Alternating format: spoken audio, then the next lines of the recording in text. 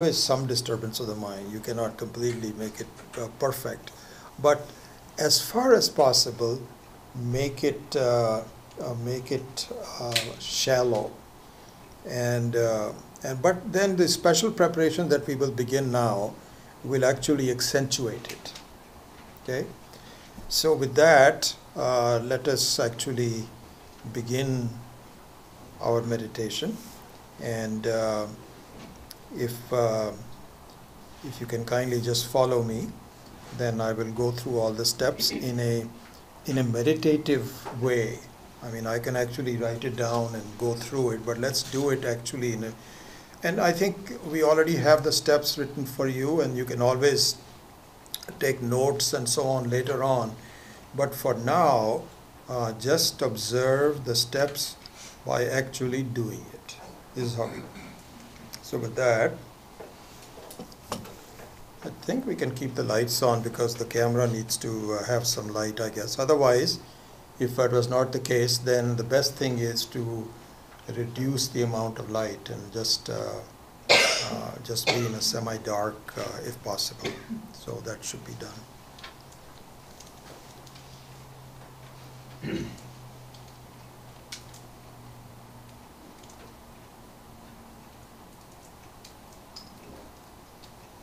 I'll just say prayer for now, but this we can talk about later, the efficacy of a prayer that we will see later.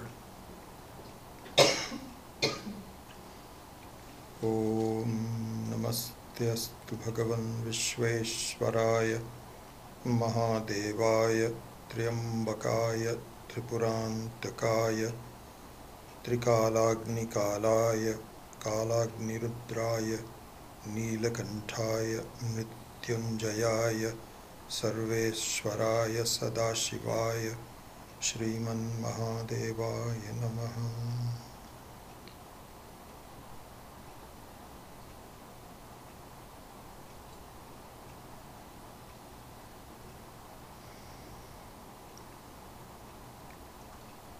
So the first thing that I would recommend is to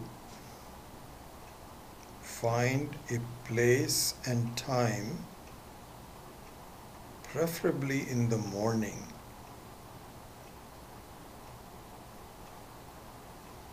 and preferably away from disturbance, from telephones,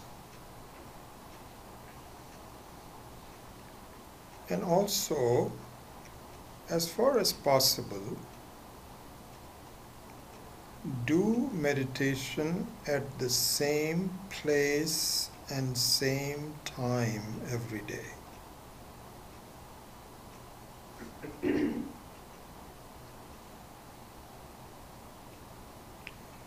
Another thing to do on meditation is you will find an optimal time that will be suitable for you. Could be 15 minutes, could be half hour, or could be less. But my recommendation would be, if you are very busy and you have lots going on even in the morning, do it for at least 2 to 3 minutes.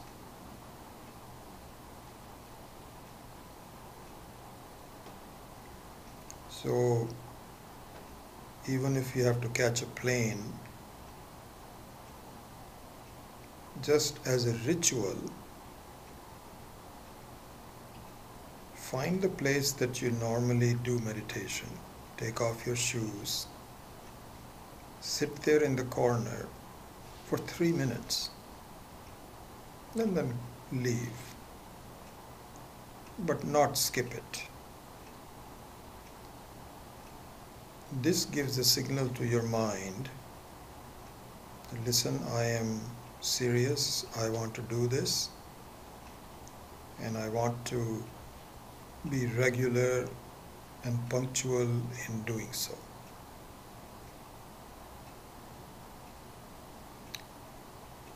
Then, before you begin the meditation,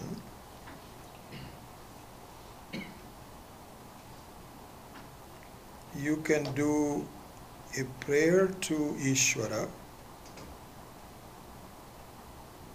You can choose your own prayer. And if you're not used to praying, then just do Om Namah Shivaya. And seek the blessings of Ishvara in this meditation. As part of that, do a sankalpa every time. So sankalpa means a promise to yourself and to your mind.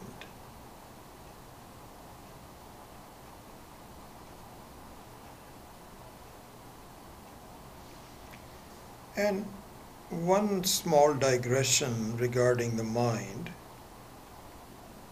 before we proceed on our steps.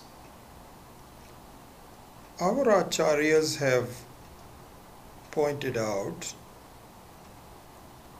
that the closest way to view your thoughts and your mind is as you view your own children.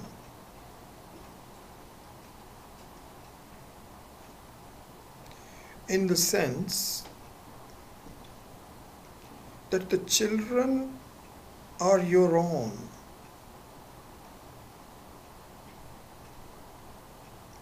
They are yours. But at the same time, they are separate from you. Their behavior, their thinking, their level of maturity is different from your own self. Your own self meaning your own buddhi. Oftentimes, your children follow you. Sometimes they rebel and don't follow you. You tell your mind, I should not have dessert. All this sugar is not good for me. But your mind rebels and says, it's okay, you can have it this time. And so there is a dichotomy between you and your mind, very much like a dichotomy between you and your children. So our acharyas say, it is very good to do a sankalpa primarily meant for your mind. It is very much like telling your children, listen, I'm going to do something. I want this house to be quiet. Please do not disturb me. Or, we are going someplace, please follow me. So this is the best form of a sankalpa. Now, for our Vedantic meditation and the preparation for the Vedantic meditation, as I mentioned on the stage 2, which we will do much later, there is a special sankalpa.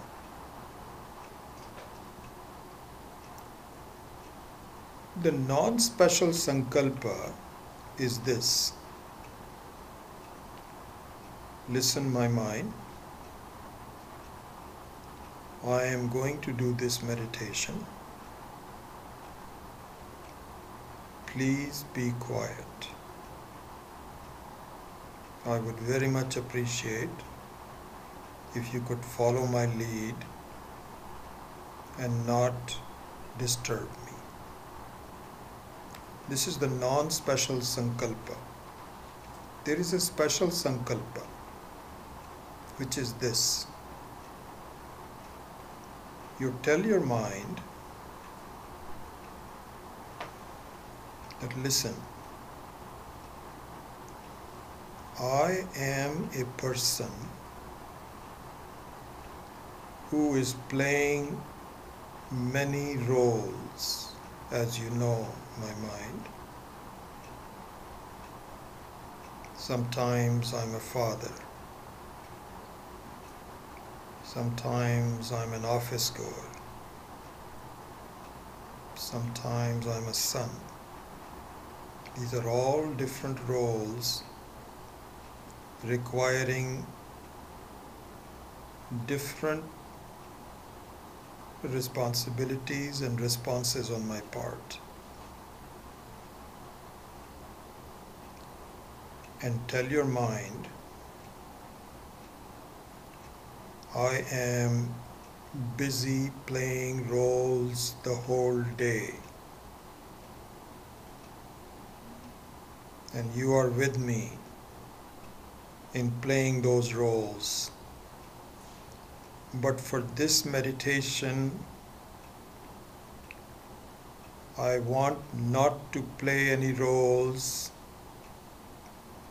I want to view myself as a person, bereft of the roles.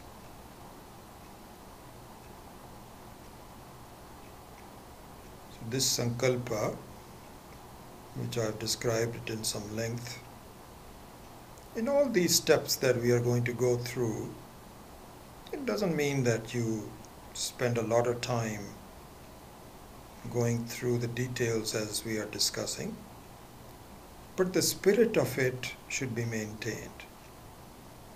You will see that as you become more skilled in the meditation, simply pausing at the step will give a signal to your mind, this is what this person wants to do. That's enough. You don't have to spend several minutes at each step. In the sankalpa also, you remind yourself, remind your mind, I want to be quiet and I do not want any travels into roles. There is enough time for that. We will do that later. And what you will see as a result of this sankalpa is that you'll be able to identify if there is some disturbance in your mind due to the roles.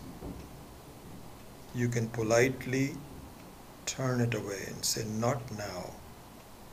Remember, I am just doing the meditation on the person, not on the roles. So this is the sankalpa, which is very useful, I think. So the second step is you find a place and a time, and then you sit. So this is the third step, called asana, means the posture. The posture has been well discussed in our literature. It should be sitting down, neither lying down nor standing up or walking, at least initially. So sitting is the best posture, either cross-legged on the floor if you're comfortable, or on a chair, doesn't matter. One thing to take care of is not to wear tight clothes. Make sure you are in a morning garb. If you're going ready for office and you have pants and trousers and buckle and so on, it is better to be in your night clothes and pajamas, very loose, that don't disturb you. That is part of the asana. Then the asana itself, the posture, the sitting posture itself, has two guiding principles. And the two guiding principles are as follows. On one side, if your posture is not correct, the setup is not correct, the clothing is not correct, you will be disturbed for the duration of the meditation in some form or the other. Your belt is too tight, you're wearing shoes, you're not comfortable. In fact, the best way to describe a good posture is the one where you can hold it without moving for the duration of the meditation.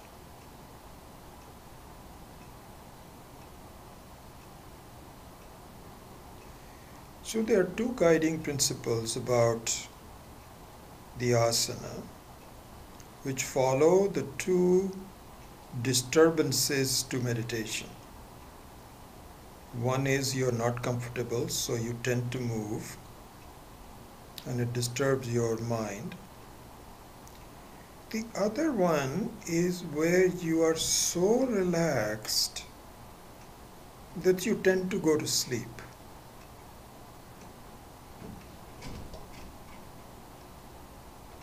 And in fact, you will see that when you become adept at meditation, it induces sleep effortlessly if you let it. We all do, I do, where we wake up in the middle of the night, either to go to the bathroom or just wake up. And your mind, of course, is ready to spring up. It starts to think about yesterday or tomorrow, and you follow it. Before you know it, you are fully asleep. Rather, you are fully awake, not asleep. You are fully awake and you have difficulty going back to sleep. For that reason, a practice of meditation when you are lying down is okay. If nothing else, what I find useful to myself is to just do some japa. Om Namah Shivaya. Om Namah Shivaya. So this step we will see later on, but I am interjecting it at this stage of the asana to say that if you are too relaxed, you tend to go to sleep. And your meditation is interrupted. So those are the two extremes, two guiding principles of the asana. So in summary, the asana step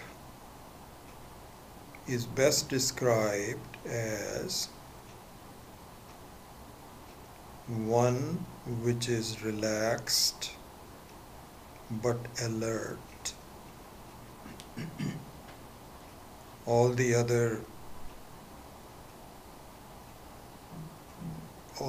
hints that are given by the acharyas, including the Bhagavad Gita, Sri Krishna describes it also, that the best way for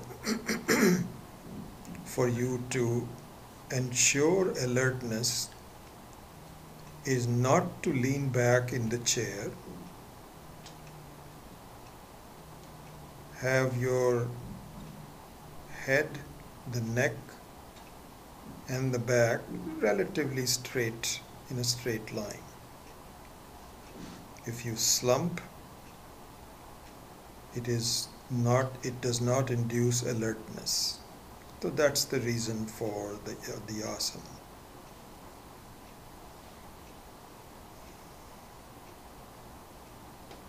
My recommendation for the asana is to sit on a chair with your back straight, feet firmly on the ground, and your hands clasping together in your lap, eyes closed. So this is the third step.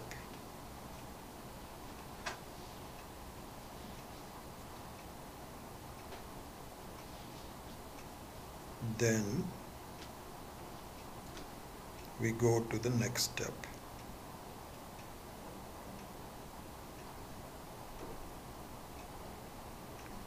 And this is paying attention to something which is always with you, but you are not paying attention to it. And here we choose the one sense organ, the sense of touch, which is unique. It is the only organ in the body which is present in the entire body.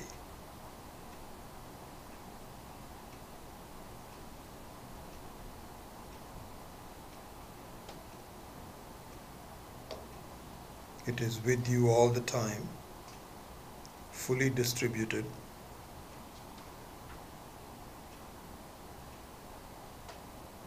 And very beautiful. A gift from Ishvara. The skin is not just a limiting cover for your body, but also carries the sense of touch. So observe your feet touching the ground.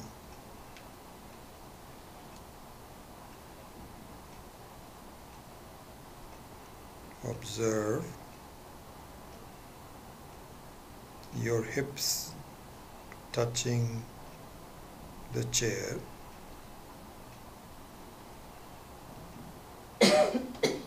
Your back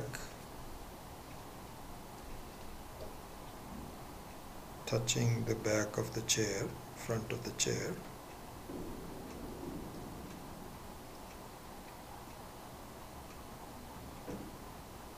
Your hands touching your lap.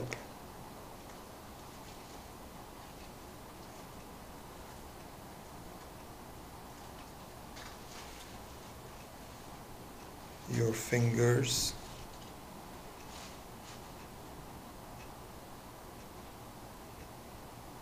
touching each other.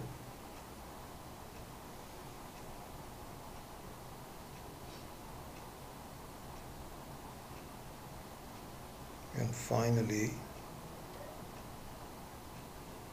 your two sets of eyelashes touching each other.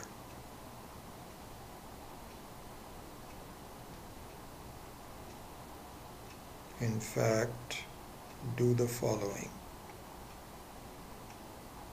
Very slowly disengage the two sets of eyelashes from each other.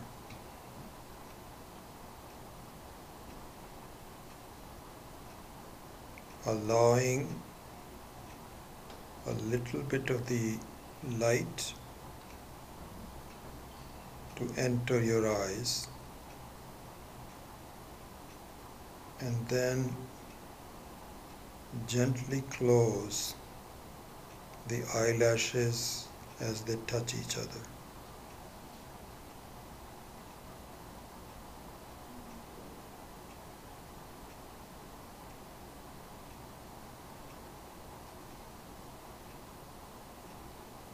You can repeat this again. Gently open the eyes just a little bit. You can even see the silhouette of your eyelashes.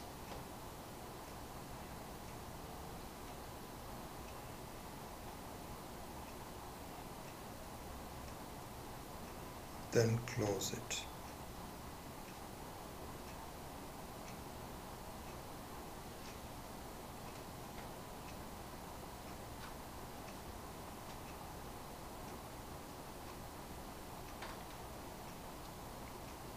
You can now observe the beautiful sense of touch pervading your entire body.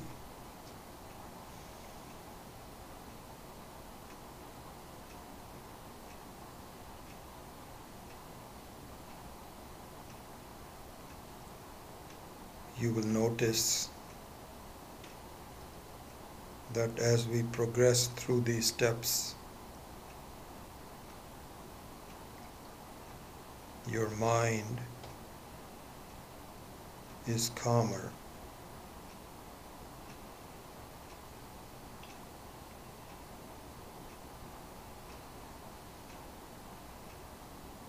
The whole idea in the meditation is not to force your mind. There's no reason to.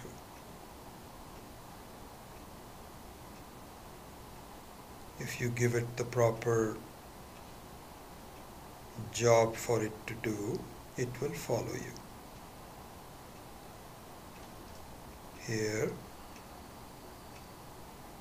you are asking your mind to just enjoy the sense of touch. Something very simple.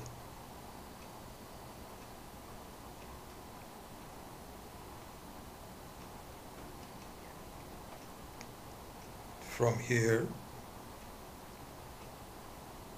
we go to the next step.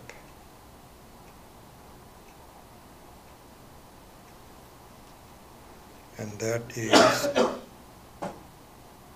to observe the state of your body.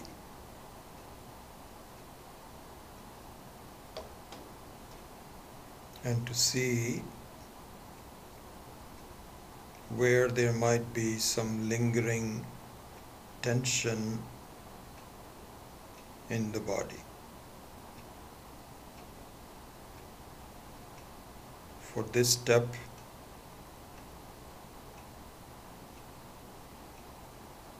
the best way to do is to start from one end of your body, the very top,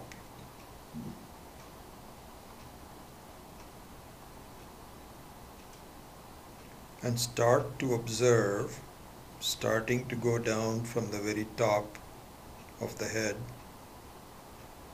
where there may be some stored tension.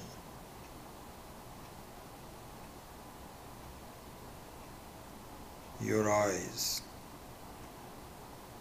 temples.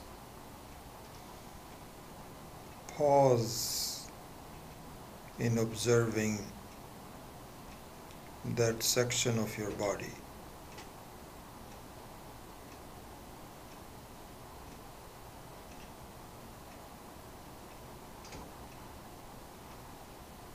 Ask it to relax.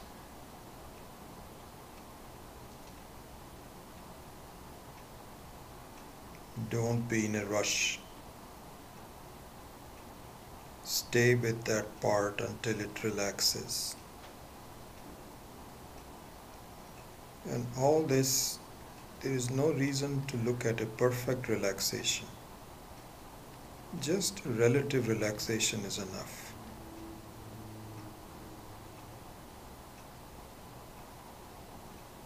My teacher Swami Dayanandji used to say that the various parts of your body that are storing tension are like children asking for the attention from the mother. Mom, I'm hungry. I need a cookie. And the mother is very busy. She's not even listening to the child. She's got so many things to do. And the child is also irritated. So in this step, you assume the form of a parent and observes what a particular part of the body is telling you to do. It says, I'm tense. You've been ignoring it all this time. But now in this preparation for meditation, you're saying, what's wrong? How can I help you? Relax.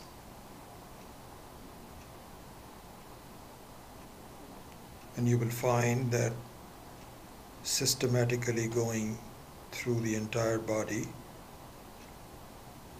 you'll be aware of typical areas that store tension.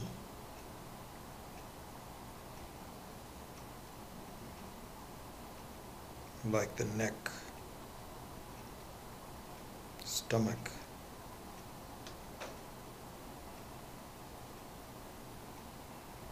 in these areas,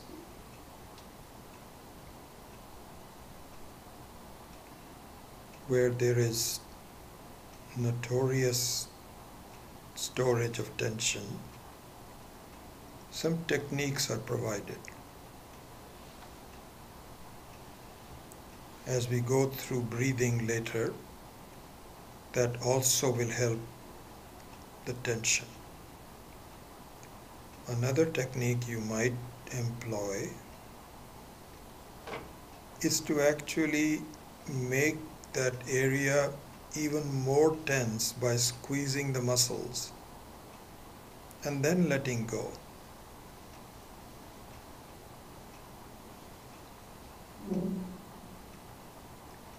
On the help from breathing, a very good way to release tension is to release it synchronous with breathing out.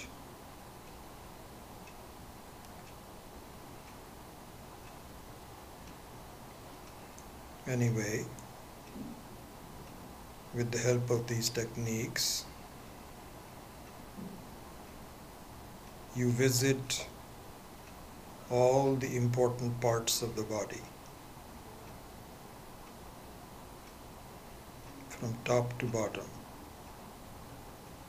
Knees, legs, hips, feet, arms,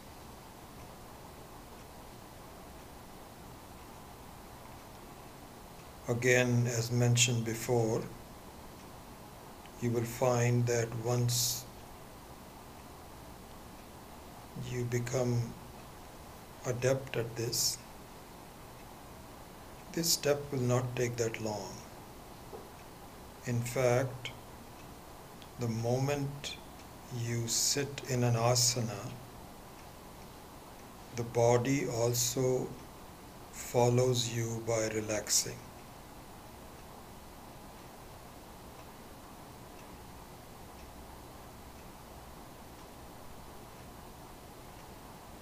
So this is the next step in the meditation.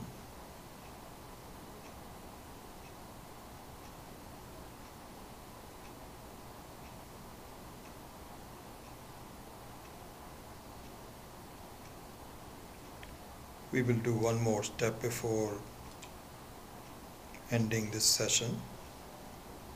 And in each of the classes, we will revise these steps and also go into some new steps. So this last step is an important one. All of these are important, but the one coming up is the observance of your breath.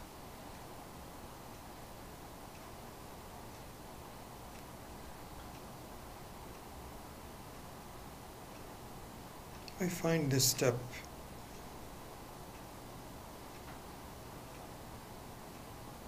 a wonderful way to feel the presence of Ishvara. Really speaking, all the steps such as the sense of touch, you can see the design by Ishvara. In the sense of touch, for example, it is important that one organ, the sense of touch, be present throughout the body. There is a lot of reasons behind it. So that also is a presence of Ishvara, his intelligence. But in breathing, this becomes very obvious. The help and presence of Ishvara becomes very palpable, very obvious. In the Taittiriya Upanishad it says, Tvameva pratyaksham brahmasi namaste vayo. So prana is in the form of vayu.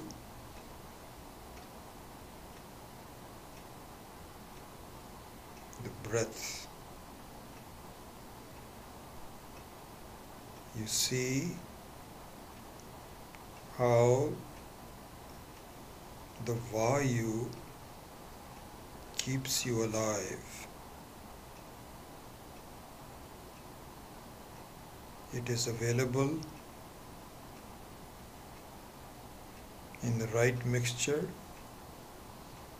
of oxygen and a mechanism has been given to you to receive this blessing of Vayu, have it process the rest of your body, and the remainder taken out.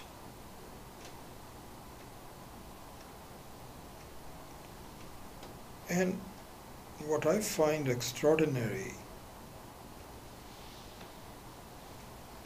is that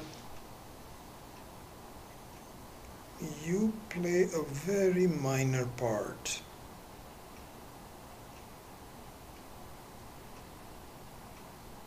It is all done for you automatically. In our Vedantic teaching, this is an example where I'm not even aware of the help and presence of Ishvara. I'm so oblivious of it.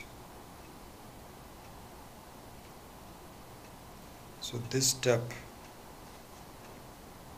of becoming aware of my breathing,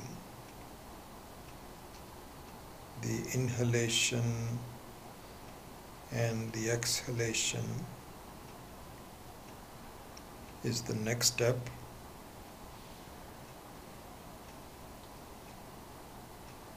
And for today, I would just leave it at that. And we would look into completing that step next time we meet. And then go on from there.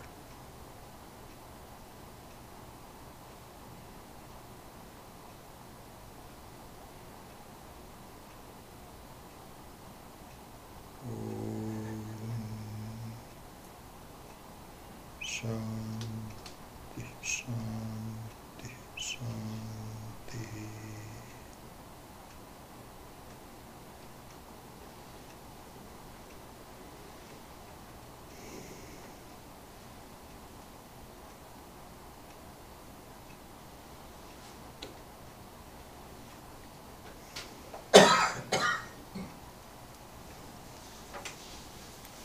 So, in one other thing that I would like to say about the first station which we were doing today.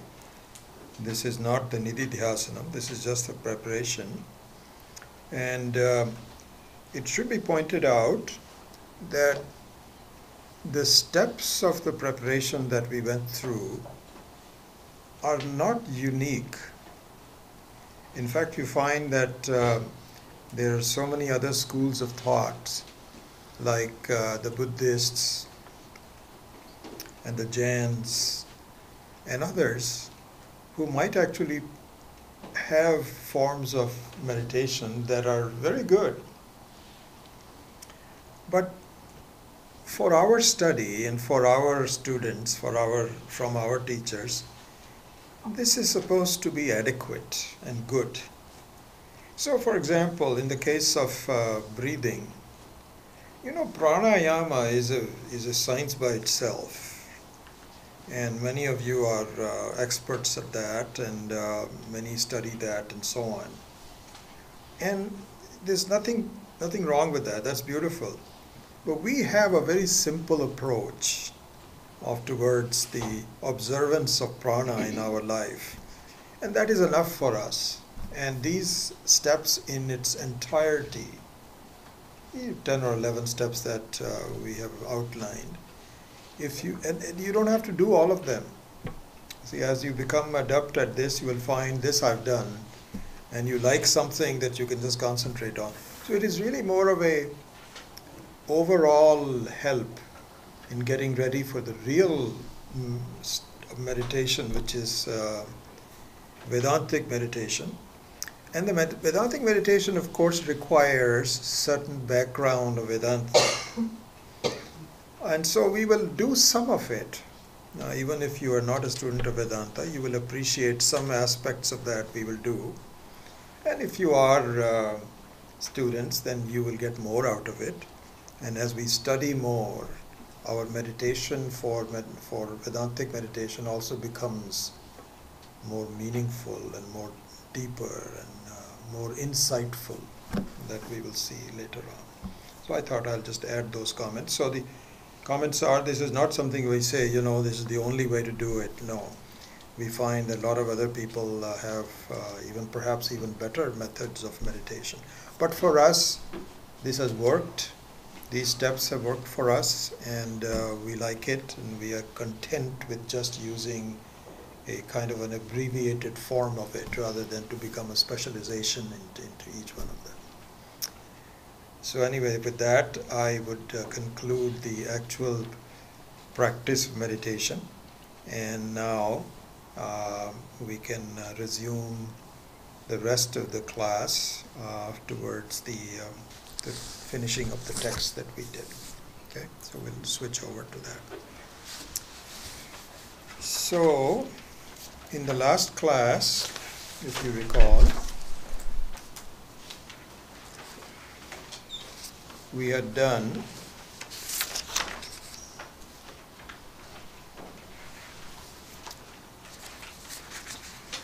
I believe that we had finished 58, and so let's, even if we had not, so the 58 has, you will find that in the study of Vedanta, in the teaching of Vedanta, the citing of the authoritative texts is considered to be very important. And the reason for that is that no one should get the feeling that this is the brainchild of this particular teacher. No. This is the brainchild of Ishvara.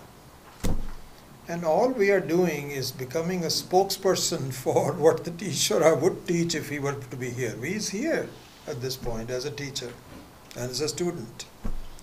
And so really this is the whole army of Vidya, and to assure that, I find the practice from my teachers also. They will say, my guru used to say this. This is why I always say, Swami Chinmanand used to say this, Swami Dayanandji, Swami Maheshanandji said this.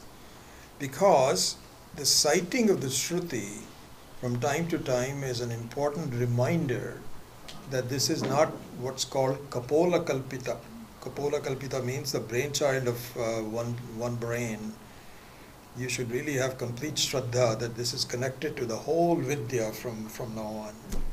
So here, number 58, the text is lifted from the Bhagavad Gita.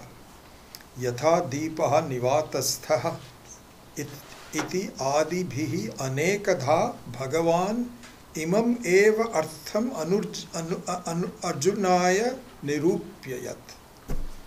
So he says that Lord Krishna has repeatedly pointed out in the Bhagavad Gita the efficacy and necessity of meditation to Arjuna the student. So connecting it to what I was saying earlier, just to make sure that we are very clear about the track we are on. And what I said earlier was that if you are familiar with the subject matter, with the stage of Shravanam, the Shravanam is a very big stage. It's not just one or two, a few classes, not a year or something. It is a complete examination of all aspects that finally you said, my God, this is exactly right. I see what is being said here. This is what is called Tatparya Nishchaya. So Tatparya Nishchaya comes from repeated exposure to the teaching over a long period of time. I remember, even now I see some comments from students. They'll say, it is interesting, somebody will say, I was teaching this, and they say, isn't it the same thing that we learned in Mundaka Upanishad? I'll say, yes, it is the same thing. It is supposed to be the same thing in a different way. So that recognition that really the entire Shastra is very consistent in pointing out the truth about ourselves is called Shravanam. Then you go to work and say, but why is it that I don't understand all of it? Where are my doubts? This is called Mananam. Once you've removed all the doubts and so on, now you're ready. You say, okay, I know everything. Somebody has an exam about, do you know this? You say, yes, I know this. Still, you are not a happy person. It hasn't really, it says that once you understand it, then you will have no problems in life. And I think I understand it, but I still have problems in my life. Why? This is where Nididhyasanam is very useful. it becomes very, very useful. And so you remind yourself, and we will see why that is necessity. I won't have time to go into the reasons for it. So I'm just telling you the overall utility of Nididhyasanam is to improve the fruitfulness of jnanam that you are familiar with, but you're not getting the fruits of it. This is the main reason for the Nididhyasana. So in saying that, as I mentioned in the last class also, there are two schools of thought within Vedanta, within Advaita Vedanta. And leave aside outside of Advaita Vedanta, I'm just talking about within the Advaita. The two schools of thought are that the reason you are not seeing the fruits of something which should be clear to you are due to one of two reasons. So one of them, if you recall, is Antakarana Shuddhi. Means the purity of your own mind. Purity of your own mind means tuning. I would say this is a good example of the Antakarana Shuddhi, is that you are looking at the thing, but the instruments are not tuned until you really become focused on what you're seeing. That tuning, so in our case, that means you are too concerned about unimportant things of life. You're too involved in, you're too steeped in gross and unimportant. So you have to cross that over. And the reason for that is because you don't know what else to do. The problems come up to you, you just solve them by some hook or crook, either by getting angry or taking some action or something like this. And then what we have to learn is to say, just transcend over this. Just, it's okay, doesn't matter. My focus is on something. And not force yourself, but to be truly convinced that really I am not involved in trivial things. This is called Antakarana Shuddhi. Basically, I will go into this. It's not a complete explanation, but just a. The second method of Nididhyasanam is called Abhyasa. Abhyasa means practice, repetition, and means that your mind is now clean. You really don't get upset about small things. You are much better than you used to be. Your tuning is good, but you're still not really understanding of it. And so for that, it is said, you need to change your lifestyle so that you increase the time where you look at yourself as the person rather than yourself as the personality, and repeat it more often and be more focused on it. And then you will begin to see that, yes, I'm okay as a person. And this will accelerate your acceptance. It will accelerate the phalam, the fruits of your understanding. So those are the two methods. So here, this verse from the Bhagavad Gita and other verses is cited in support of Abhyasa. Bhagavad Gita is full of Antakarana Shuddhi, as you know. It is completely involved with Karma Yoga. So 90% of Bhagavad Gita is not 90, but some very large percentage is based on Antakarana Shuddhi, on Karma Yoga. But that doesn't mean, and this is why Vidyaranya Swami is pointing this out, that doesn't mean that Krishna says, no, you don't have to do meditation. You don't have to do meditation, just do Karma Yoga, you'll be okay. No. You've done enough Karma Yoga and so on, and you are now ready for some.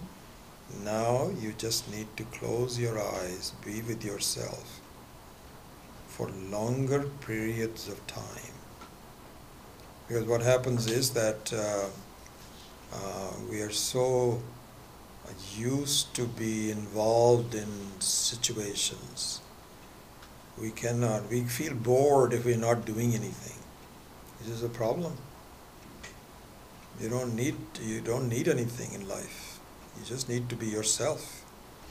But I don't know how to be myself. I get, it's like you're talking on the phone and somebody says, please wait, we'll be right back. And then they play music because they know that you really get bored with yourself. So it's nice, even if the music is bad, you say, who is listening to this kinds of music? At least you're involved with the music. So to be yourself is very difficult until you begin to focus on it. And one thing that I wanted to point out, and I will again on the meditation, so I can point that out now, is that as you know very much in Bhagavad Gita, both Arjuna and Duryodhana, this was shown in our Nandalala, for those of you that were in the show, that both Arjuna and Duryodhana were solicitous of Lord Krishna and said, please, we need your help, we need your help. And so Krishna got up and saw Arjuna first. And Arjuna said, I want you. And Duryodhana said, phew, I am so happy. What a foolish guy this is. I want your army. Because he had said, either you want me or you want my army. And Duryodhana was saying, my goodness, if he takes the army, I'm dead. So he says, that's good, he didn't take the army. What is one person going to do? So this is the classical thing. So in meditation, please remember that the entire set of thoughts that you have, all the fears and regrets and so on, is the Kaurava army. It is Duryodhana. They are bothering you. They are crowding you all the time. And what you are is Krishna. So what I'm saying is, it's very interesting, we'll soon do this again. In meditation, you should be sure who is going to win in the end. Not your thoughts, but you. And the reason is that you are you. And the thoughts are you for a short time. They come and go, they touch you. All the problems of life, they just are visitors. And they visit you. You are the you. Nobody can be, and you're not really paying attention to yourself. And you're so busy in fighting the visitors that the best thing at one point is to say, go away. I'm okay the way I am. Therefore, I made a big deal out about this, but I will say this. The best thing in meditation is patience. Just wait for, if you say, my God, my mind is really bothering me and I can't do that, and so on and so forth. Just wait. Just like your children also, sometimes you just say, okay, all right, cry. What are you going to do? And the child says, oh, you didn't do this and this, and say, okay, are you done? Okay, all right, fine. Okay, we'll do it. All right, just leave me now. So in meditation, you are the Pandavas. And your thoughts and your experiences are the Kauravas. And you know already, you should know, you should choose Krishna, not the Krishna's army. Because the Krishna's army is Mithya. You are the Satya. So meditation, the patience is on your side. Wait it out. And sometimes if you can get up and say, okay, today this guy would not leave me. Fine. Do that tomorrow. Doesn't matter. Anyway, that's another point. Anyway, all we are saying here, and I think I won't do any further because I have one question from Sujata that I promised her that I will answer today, which I will spend some time on. So, verse number 58 is to say that even though in the Bhagavad Gita the primary sadhana is antakarna shuddhi, one should not neglect abhyasa. That is Krishna's words. That's what he's pointing out here. This is the reason why this verse is inserted. It is to cite authoritative. It's not like Vidyaranya, who does he know? What does he know? This is from the authority itself. So with that, I think I won't go to 159. We'll do that next time. So I'll just do a prayer and then I will answer the question that Sujata had for me. Om Asato Ma Satgamaya Tamaso Ma Jyotirgamaya Mrityor Ma Amritam Gamaya Om Purnamadav Purnamidam Purnat Purnamudachyate Purnasya Purnamadaya Purnameva Vashishyate Om Shanti Shanti Shanti Hari Om Shri Gurubhyo Namah Hari Om. So, Sujata, if you can just repeat that, maybe that will be good for then I'll... So the question was, as we are studying Mundapupanishad, in the text it was stated that the karmas done without ahamkara and mamakara do not incur sin of any kind, any papam or punya or papam, yes. So I wanted to have an example, really like example of what is a karma that does not have any ahamkara and mamakara. Yeah. So, yeah, really very relevant question. So let me give you a technical answer first, and then we would look into the practicality of doing it and so on. So technical answer is this, that ahankara and mamakara, ahankara means me, and mamakara means mine. This is mine.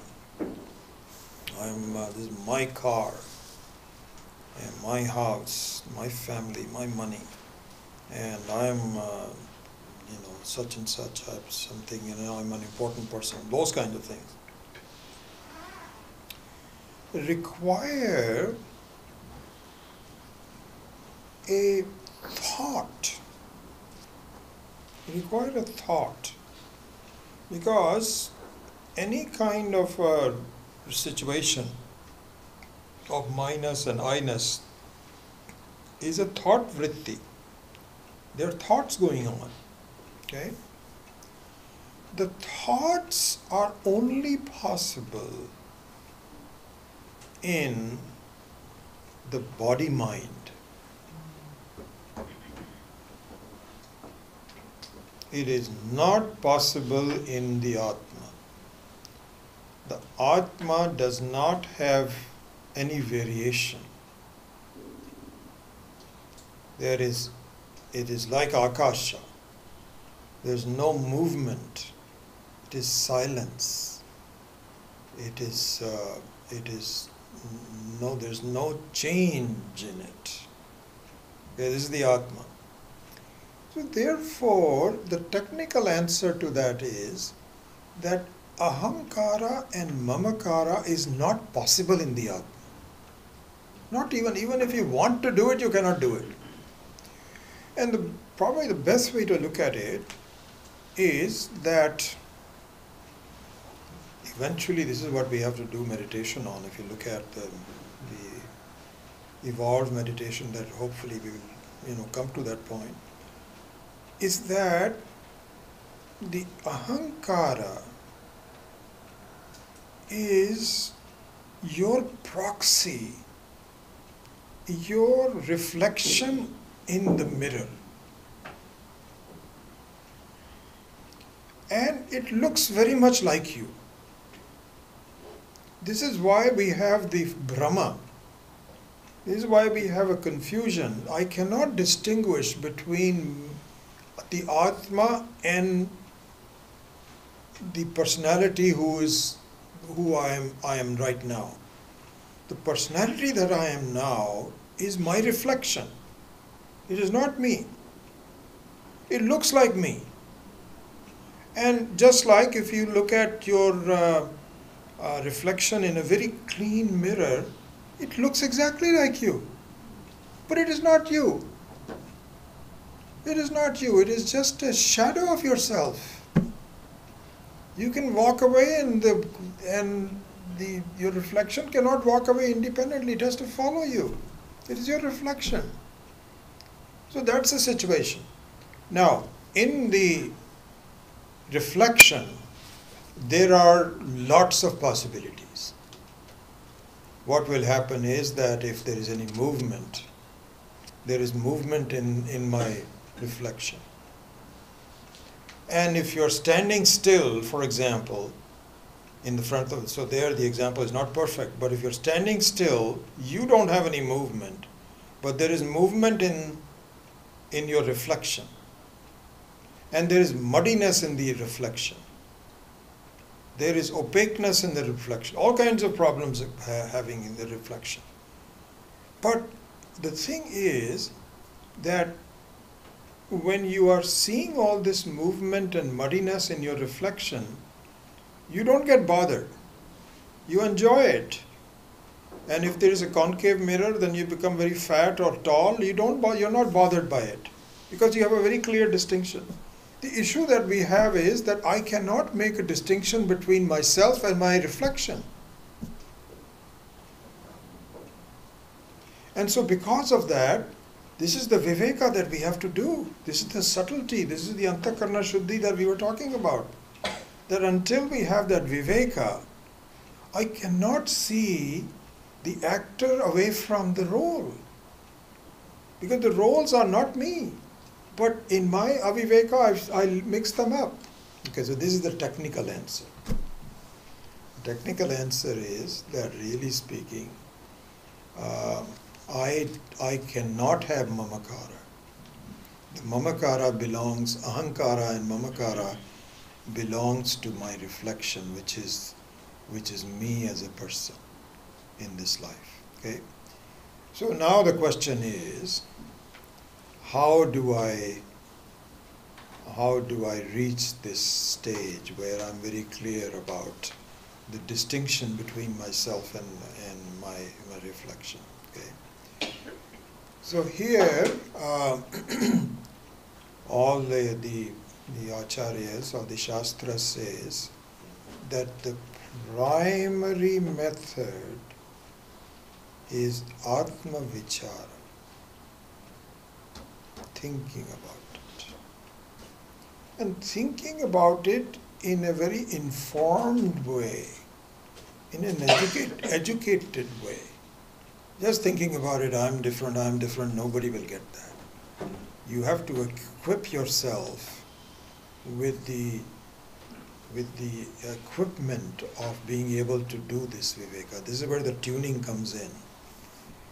And then this is where with the dhyanam and nididhyasanam all comes in. You see the distinction, and it all is with anvaya vyatireka. That you see, I am not changing, and my reflection is changing. I cannot be that. What your mind says, but he says, wait. I know. So the primary method is Atma Vichara. The secondary methods to get to the primary method is also Vichara, but Vichara means thinking, analysis and all that, is to see the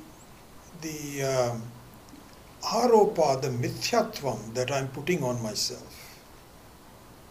So, for example, I'll just give you now I'm on the practical side of things, okay? And we have been discussing this in the Mandukya in the morning, the aropa and so on and so forth. So take, for example, your children. And we have been discussing this in the... So you say, these are my children, this is mamakara. We have to see that this is a stupidity on my part. Because they are not my children, they are Ishvara's children. They have been given to me for safekeeping for 50 years. Where they came from and where they are going to go, I have no idea. You're going to go in a completely different direction, they're going to go in a completely different direction. Your children might have been your parents in your last life.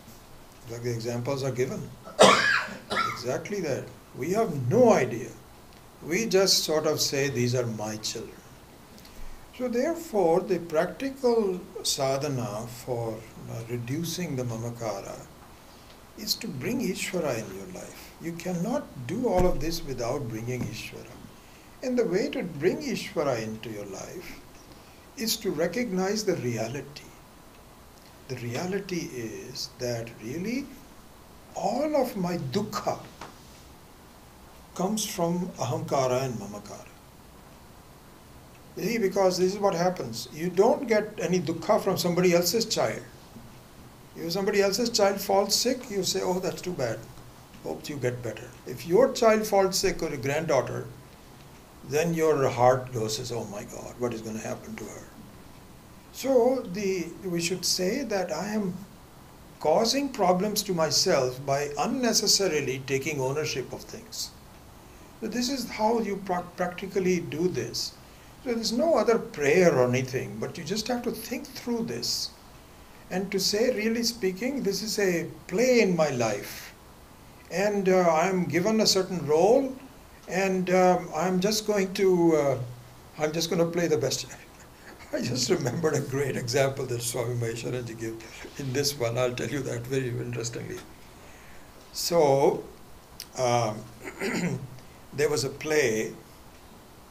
Swami Maheshwaraji says that really speaking, in a play, is all relevant to the same thing, okay? In a play, there is a person who is writer, producer, there are 3 or 4 people, writer, producer, director, okay? So the writer says, I think this story will be very nice, this will be very popular, let's do this. And the producer says, are you sure you think people, because it's all my money? So he'll say, yeah, this is a good one. And the director says, yeah, this looks good. And so what it is that, and this is an example that Swamiji gives, that there is somebody has stolen something very valuable from you, okay? And you're discovering the theft, and the guy has got into a car, and you tell the policeman, this is the person, go follow him. And the police car has to go full speed ahead. And ultimately, in the plot of the movie, he doesn't catch him. He goes away. Okay? So, So this now they are asking people to audition for different parts, and there is a part for the policeman.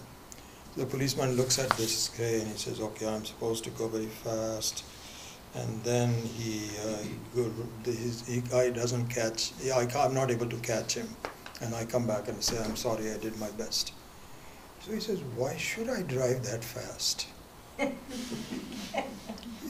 plot says that I'm not going to catch him. I'm not going to, cause an accident to myself. You can film it and so on and so forth. So the people say, "What are you doing? You're not trying to catch him." He says, "But the plot already says that you're not going to catch him. Why should I bother about it?" He says, "You're fired. You are fired. You're never going to get another job. I'm never going to recommend you for anything." What are you talking about? You follow the plot. What it means is, what happens to your children and what is the plot, I have no idea. I have a role to play where I do a good job of raising my children. I should never forget that this is a complicated play where Ishvara is the writer, he is the producer, he is the director, he is the entertainer. Everything is being done. And I need to cry, and I need to laugh, and I need to do everything that is done properly in the play. I can't say, "Oh, already the plot is there. My child is finally going to die. Why should I bother about him?" Can't do that. So the practical aspects of that are that even at a relative level, the way to diminish the sting of ahankara and mamakara is to see the larger picture and to appreciate it, which is the truth. It's not as though it is a make-believe or anything like this. And it is to, as we were saying, we're going to continue this line of thinking in the Mandukya, that we are doing an adhyaropa in the opposite direction. We are doing a mithya on top of satyam. Now we have to do the opposite. On a mithya, we have to put satyam on top of that. Satya meaning that these children belong to Ishvara. The money also belongs to Ishvara. Sorry, So is this equivalent to Ishwar Arpana Bhavana that you did about? Yes, but in a more detailed way. I mean, see, the thing is that when you hear things like Ishvara Arpana Bhavana, it looks kind of like a sort of a technical thing. You understand what bhavana is, what is arpana, and then you say, okay, that is done.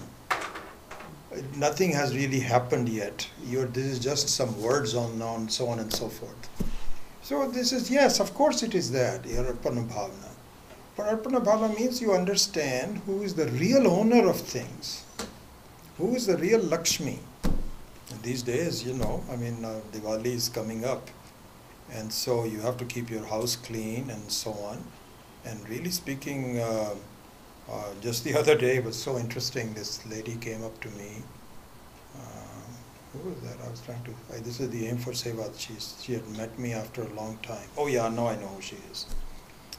She said, in one puja that I did about 25 years ago, that she attended, she says, something that you said really made so much sense to me that has really changed my life.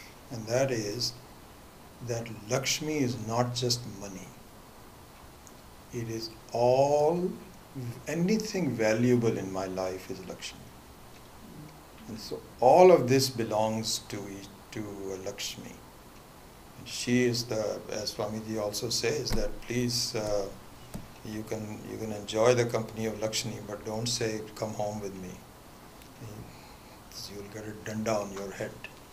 So if at the moment you feel that this is my money and don't anybody touch it and so on and so forth, then Swami Maheshananji says, it's very interesting. He says that he gives this story that he there was a man who went into the jungle and said, oh, I'm so hungry, I wish there would be some food. And he opened his eyes and there was food there. And he said, oh, this is so nice, how did that come about? I am so tired, I wish I could just sleep nicely. A bed was there for him. He opened his eyes. Then he says, I hope there are no tigers around. And somebody says, oh, and then he ate it. It turned out it was the Kalpavriksha tree. Underneath, he was sitting underneath that. That whatever he thought, that will happen. In fact, this is what happens in our life also. The moment you say, I hope my child, no, nothing should happen to him, and so on and so forth, things may, this is what, you know, in India they say, Nazar Lagni. This is exactly what it is. Nazar Lagni means that some things, and they are really true. So do the best you can and say, Ishvara, take care of the people. Take care of me, take care of everybody else. These are your things. And let me do the best I can because I am your trustee. So that would be called the Ishvara Arpana Buddhi, or, you know, in more detail. I just want to ask the same, your story and the comment. It says nothing, there should not be a tiger or it should not eat me or whatever. It's not. So it's not actually asking for it. So it shouldn't. So it shouldn't happen. No, but the thing is that you're right. You know, you're right. Well, the point was that we worry too much. And we create problems for ourselves by saying, I hope this is perfect. I hope this nothing should go wrong. Not realizing that things are going to go wrong. This has nothing to do with you. You do the best thing that you can so that, you know, you protect it, but also see the sense that there's a larger thing, and it's going to, whatever happens, happens. And so this way you are more ready for it. That's the real purpose. It's not as though don't bring the thought or anything like this. It's just that we unnecessarily want to create a perfect world where we don't expect anything to go wrong. And that means when something goes wrong, our reaction is that much worse. Instead, we should say, whatever happens, I will accept it. And of course, we don't want things to, we are not asking for trouble or anything like that. That was the purpose about the fact that, about the tiger. Okay, it's 9 o'clock.